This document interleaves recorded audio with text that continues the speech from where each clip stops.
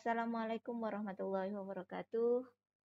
Welcome back to my YouTube channel. Pada kesempatan kali ini, saya akan memaparkan tentang exposition text, di mana exposition text ini dipelajari di mata pelajaran bahasa Inggris tingkat SMA. Well, in this video, you will learn about the differences between hortatory and analytical exposition text. And the explanation will be divided into three aspects. The first is definition, and the second is the explanation about the purpose of the text, and the third or the last is about the text structure. Well, let's go to the first explanation about definition. Well, the difference between hortatory and analytical exposition is that hortatory exposition is a text that aims to explain the reader or listeners that something should or shouldn't happen or be done. Hortatory exposition text itu adalah sebuah teks yang bertujuan untuk menjelaskan kepada pendengar atau pembaca tentang apa yang seharusnya atau tidak seharusnya dilakukan. While analytical exposition is a text that elaborates the writer's idea about the issue or phenomenon. Sedangkan analytical exposition adalah jenis teks yang berisi pandangan atau pendapat penulis mengenai berbagai hal terkait dengan isu atau fenomena yang terjadi di sekitar kita. Okay. And while the purpose of the text for hortatory exposition is to persuade the audience to take a specific action or adopt a particular viewpoint. Jadi kalau hortatory exposition itu tujuannya untuk mengajak atau mempengaruhi audiens. Audiens di sini bisa pembaca atau pendengar untuk melakukan sesuatu, untuk bertindak ya berdasarkan viewpoint, berdasarkan pendapat dari penulis. Kemudian analytical exposition tujuannya adalah untuk to present argument or analysis in a logical and systematic way. Jadi tujuannya untuk mempresentasikan atau memaparkan argumen-argumen, pendapat-pendapat dari penulis disertai dengan analisis, data, dan bukti yang bersifat sistematis dan logis. And this is the text structure of hortatory exposition. The text structure of hortatory exposition are thesis, argument, and in the first part is thesis. Thesis mean in this part the writer introduces the main idea or viewpoint the author is promoting. So in this part di bagian ini, di bagian tesis, penulis mengenalkan pendapatnya tentang sesuatu yang akan dibahas di paragraf-paragraf selanjutnya.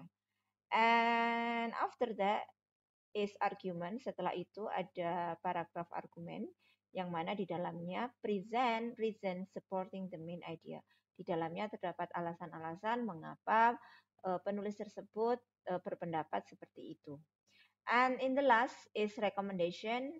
It is usually stated in the last paragraph. It offers advice or encourages the audience to take specific action. Jadi di dalam teks, di dalam paragraf rekomendasi, biasanya penulis memberikan saran, memberikan rekomendasi kepada pembaca atau penulis untuk melakukan sesuatu. Untuk melakukan sesuatu atau tidak melakukan sesuatu. And this is the text structure of analytical exposition. There are also three parts. The first is thesis.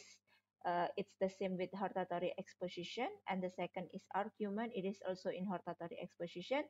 And this is the different one is reiteration. While in the hortatory exposition, the last paragraph is called recommendation.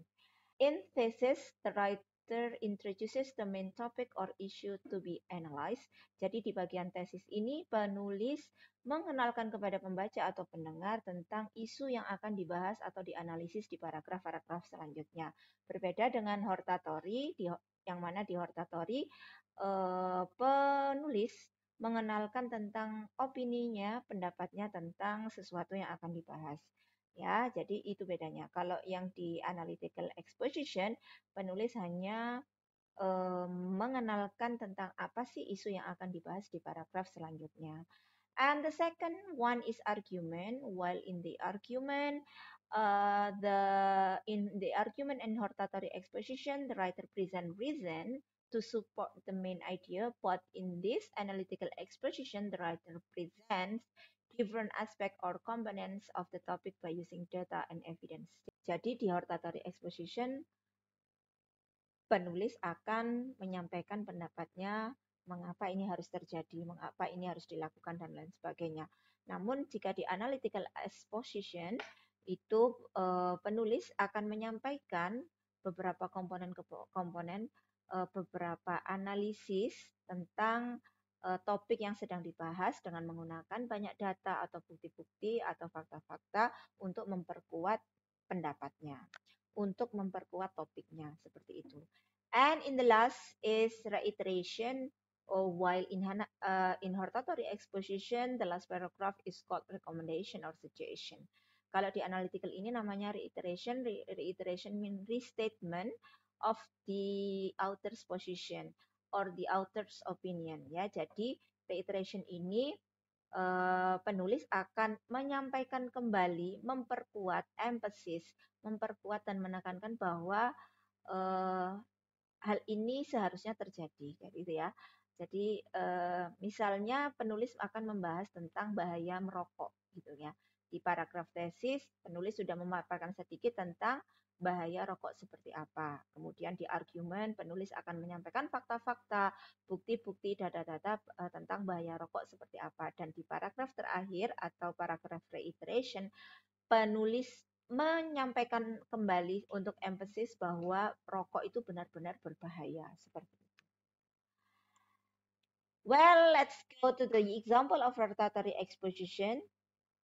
Ya, jadi yang sangat menonjol dari perbedaan antara hortatory dengan analytical itu adalah di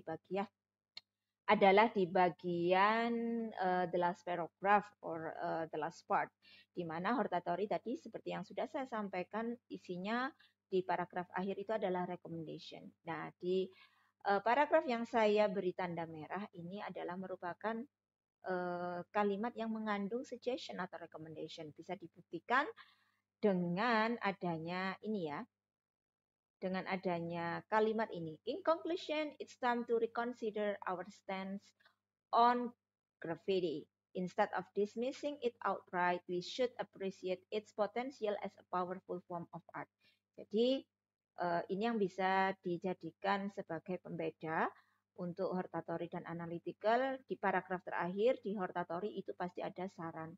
Nah, kalimat ini we should appreciate, model should di sini bisa dijadikan indikator bahwa ini adalah kalimat saran atau advice atau nasihat kepada pembaca untuk melakukan sesuatu.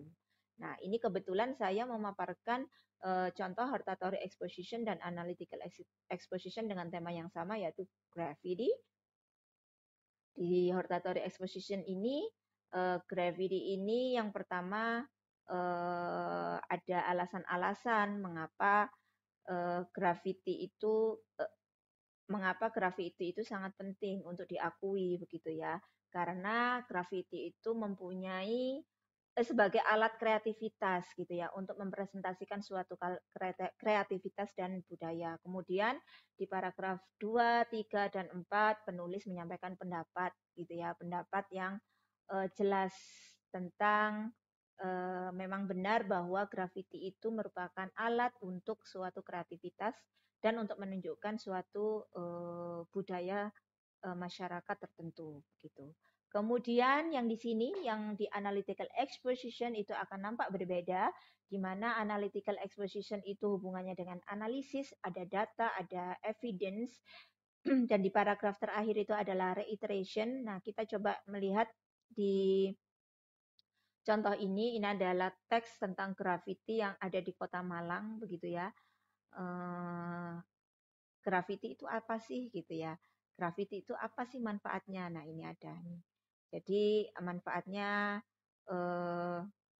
ada banyak gitu ya. Di sini juga di paragraf 2, 3, dan 4 penulis menyampaikan data-data gitu ya. Dibuktikan tidak hanya dengan pendapat saja, tetapi ada data. Contohnya seperti ini.